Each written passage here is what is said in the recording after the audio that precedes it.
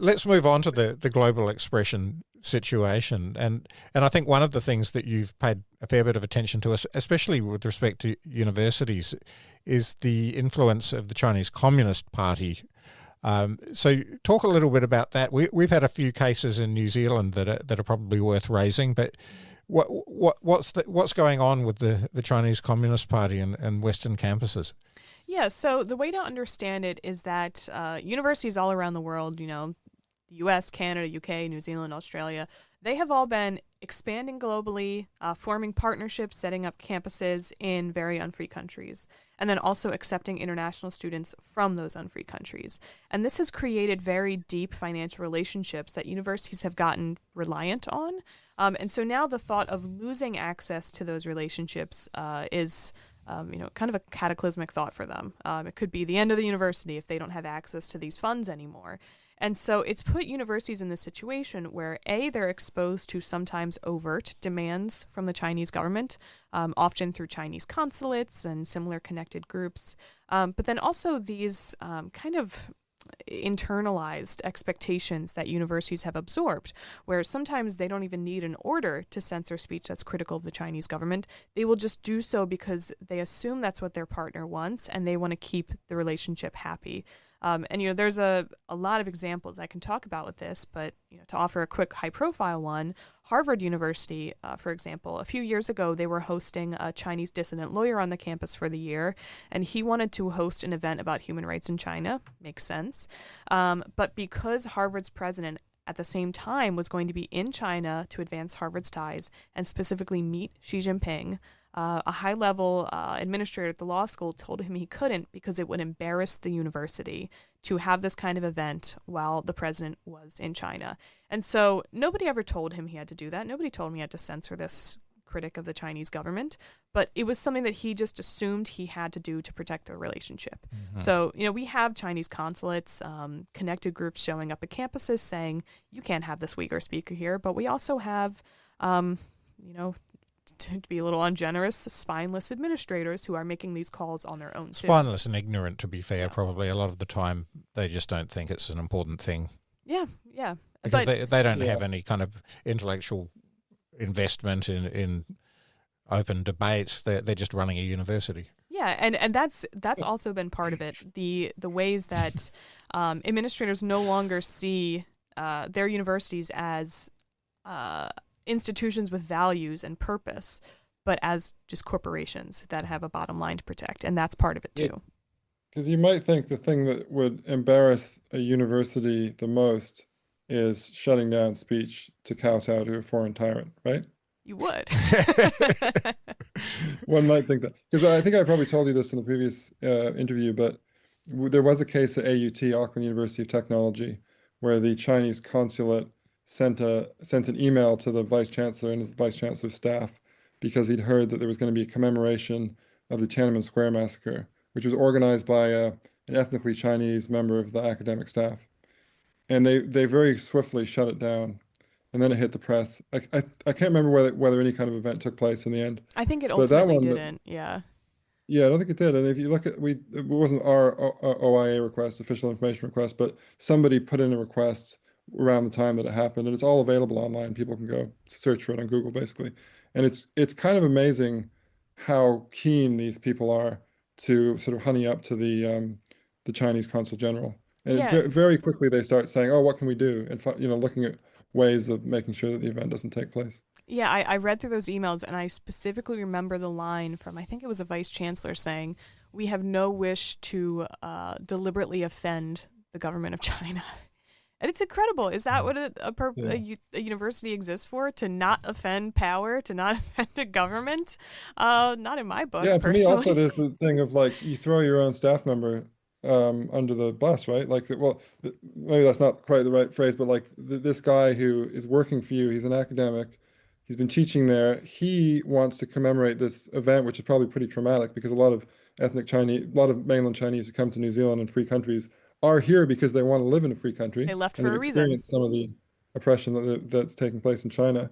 And so, he obviously, I haven't interviewed the guy, but I imagine he now sort of doubts whether New Zealand is the kind of free country he thought he was moving to. Yeah.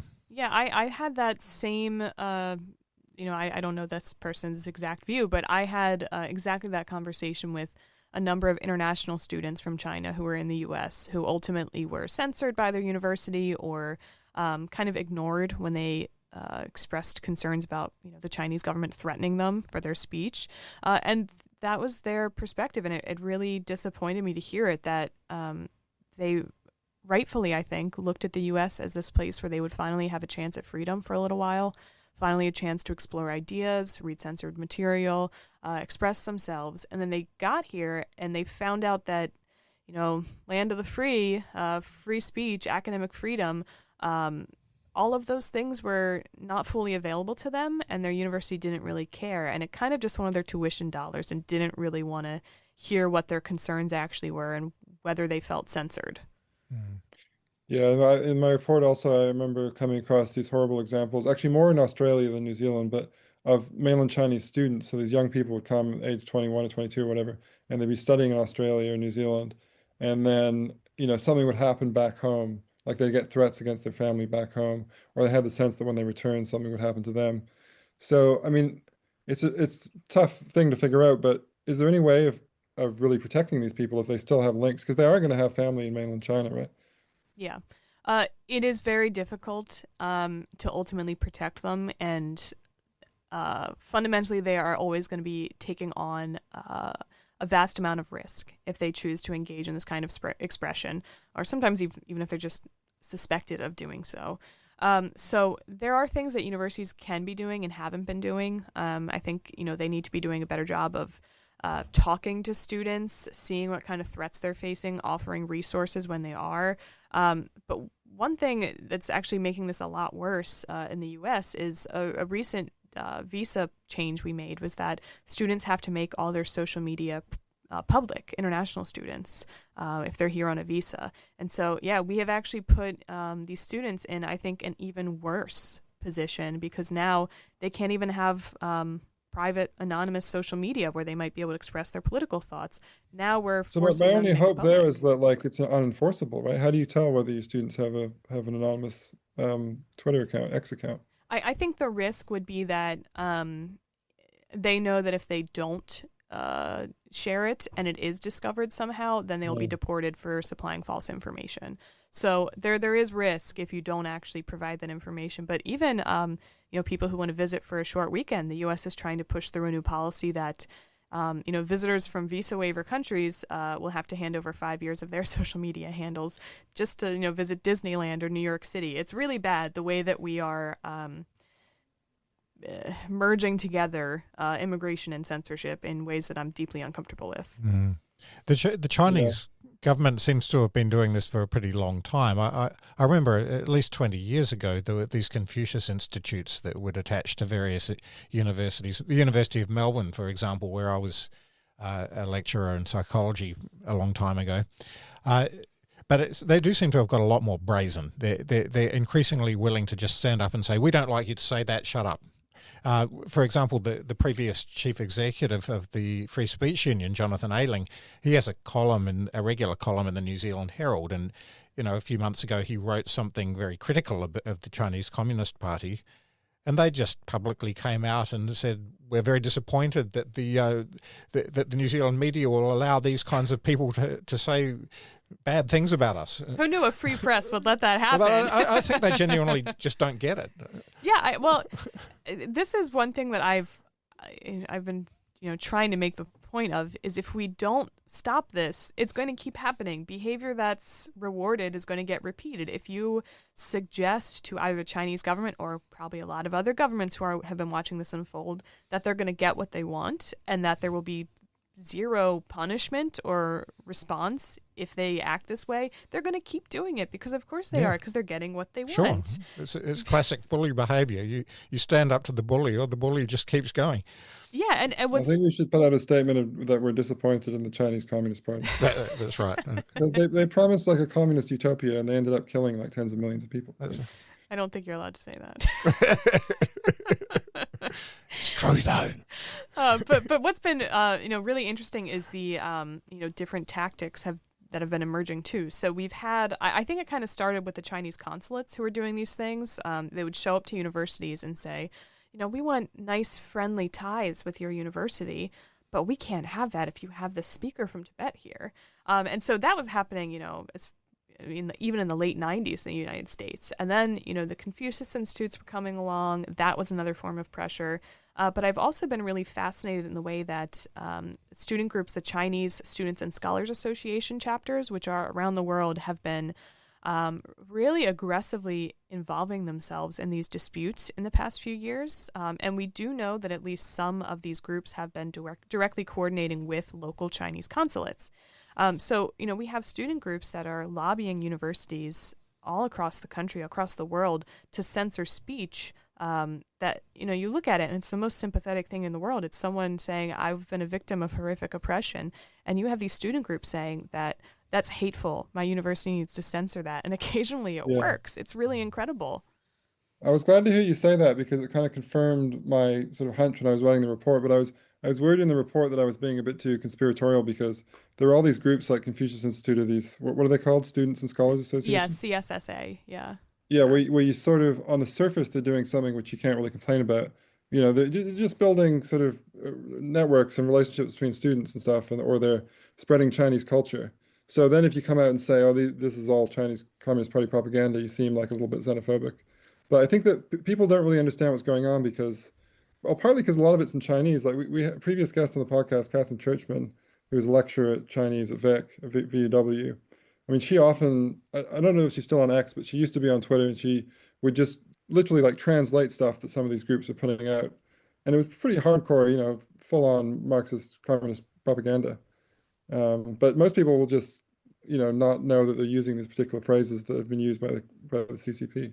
Yeah, that's I think definitely been, not that I think universities are particularly eager to address this issue in the first place, but I do think the fact that some of this is happening in languages that university administrators don't speak or read, in apps that they're not using, the way that some of this has unfolded, it has presented a barrier to their ability to actually understand the extent to which this is happening. Like if you have, and this has happened in a number of places, if you have one dissident student who's being threatened by his peers, they're threatening physical harm, punishment to his family, back at home in China, police investigation. If this is all happening in Chinese on WeChat, university administrators probably aren't going to know about it. And so that's been a bit of a barrier to address it. And it's something, I think it's understandable that universities haven't caught on to this because they're not really aware that this exists in the first place. That's true, but if they stand up to the cases that they are aware of, that would be a good start. It would, but it's rare. Perhaps we should talk about some other global expression issues, lest people think that you're just against the Chinese government and. I'm against many governments. Yeah, well, I'm quite interested in some of the stuff you were saying in the last interview about sort of the UAE, like these places like Dubai and Qatar, which have a lot of foreign educational institutions. They have campuses and things like that.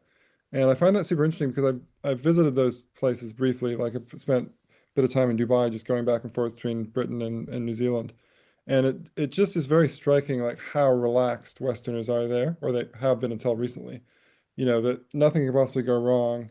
And then I always sort of read these little cases where, oh, this couple were actually put in prison for years because they were making out on the beach or something, right? So under the surface of like, oh, it's all fine, there is actually an authoritarian regime there.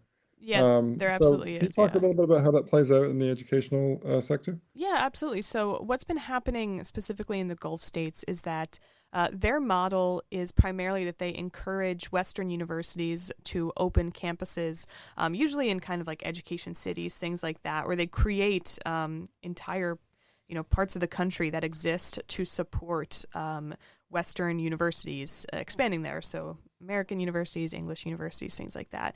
And they get a lot of money from this. So this is, we're talking about maybe $250 million, things like that, to support this new satellite campus. And then you have access to a whole new part of the world to reach these students and get their tuition dollars. So there's a lot that universities gain from it. And so that's why I think they have been jumping in head first without asking, some basic questions about what does it mean to open a campus in a country where homosexuality is illegal and blasphemy is punished by prison time.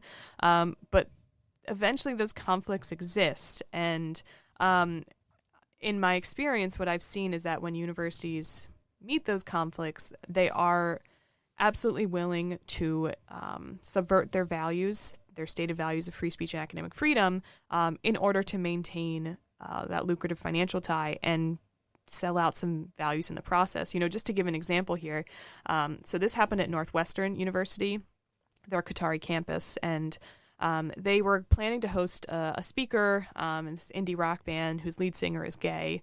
Then they canceled the event. They said they were going to host it at their American campus instead, and they claimed that there were safety issues and security concerns. And that was supposed to be the end of the story. But it's just a little funny. The Qatar Foundation, which is the state-linked body that manages all these campuses, they put out their own statement, and they said that's not what happened. We had this university cancel the event because it didn't correlate with our law and our social customs. And so not only do we have direct evidence that the government is deciding what's allowed to be spoken on this campus, we also know that the Northwestern lied about what happened. And to me, that's actually even the more disturbing part. I think we all expect that that's ultimately going to be the case, that these governments are going to set the rules for what can be said there. But I don't think we would expect that our universities would flat out lie to us. But I think sometimes that has been happening. Well, maybe we would expect it, yeah. My own career, however. So. Yeah. And that's just such an amazing case, though, because in case people missed it, it seems like they were going to have a concert in Dubai, and then they shifted the venue to the United States. Yes. Yeah. They said, so, we'll that's do the it in thing, the US that's instead. like, you hear all these cases where they're sort of like, oh, we couldn't have it, like the Vic Free Speech event was meant to happen in the hub, this big central area. And then they got some complaints by students, so they were kind of like, oh, we'll put it in a closed lecture hall. And that sort of stuff happens all the time. It's like, oh, there's safety concerns, and sometimes they're not really real. Oh, yeah, we've seen that for decades in the U.S. It's the Unrelated go-to to foreign excuse. censorship. Yeah. But normally they don't move it like across the Atlantic Ocean. That's really It's a big venue change. Yeah.